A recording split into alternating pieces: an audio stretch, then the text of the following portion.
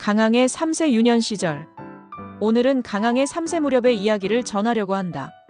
이 부분은 강항의 연보와 진주강씨 수은공회 족보를 참고로 해 시작되었음을 밝힌다. 강항이 태어난 유복마을은 수천 년의 역사를 이어오면서 고인돌 군락지로 이루어진 마을이다. 지금 마을을 찾아 형세를 살펴봐도 강항이 3세 무렵부터 집 근처의 고인돌 바위를 벗삼아 학문을 익혔을 거라고 짐작할 만하다. 이 고인돌 바위를 강항 고인돌 바위라고 전해오고 있다. 예나 지금이나 고인돌 바위는 어린아이의 놀이터로 최적의 장소라 추정할 수 있다. 강항의 고인돌 바위가 자리한 곳은 유복마을 앞에 실개천이 시냇물을 이뤄 강으로 흘러들어가는 배산 임수의 형국이다. 유복마을은 아름다운 경치로 사방팔방을 조망해 볼 수 있는 곳이다. 이 유복마을은 불갑 저수지에서 그리 멀지 않은 곳에 자리한 진주강씨의 집성촌이다.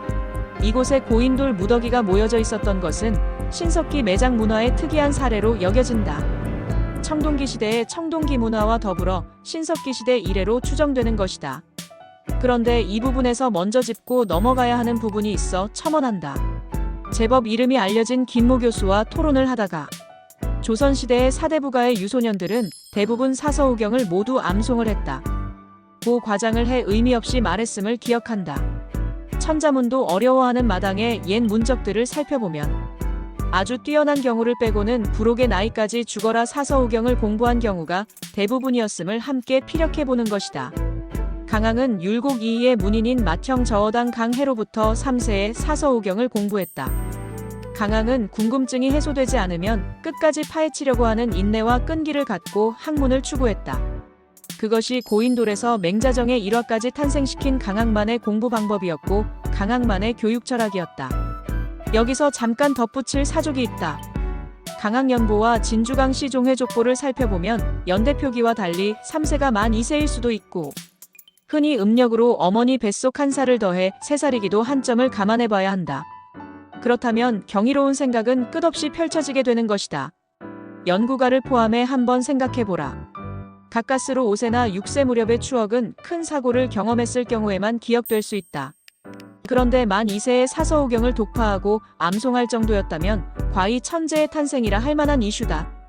굳이 사서우경의 배움터가 아니더라도 강항의 금성문화자원으로는 그가 어린 시절 이룬 학문의 배움터로 삼은 고인돌 바위를 빼놓을 수 없다. 영광군 불감면 금계리 유복마을의 고인돌 바위에서 어린 시절 강항은 사서우경을 비롯한 경서 등의 학문을 연마했다.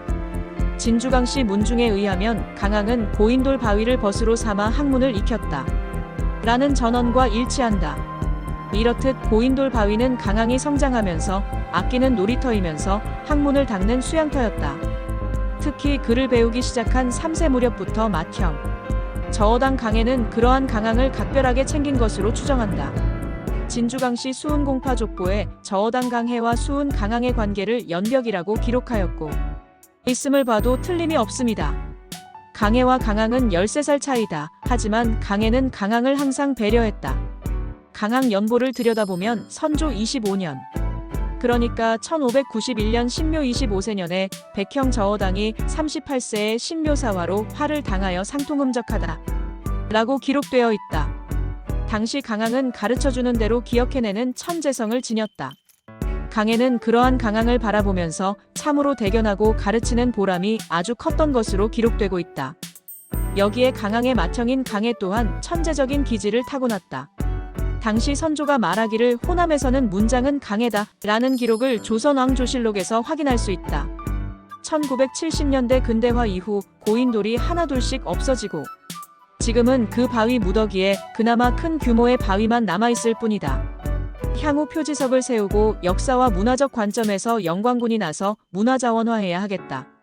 이 고인돌 바위를 기념하기 위해 표지석과 함께 고인돌 바위가 원형으로 복원되는 것이 바람직하다.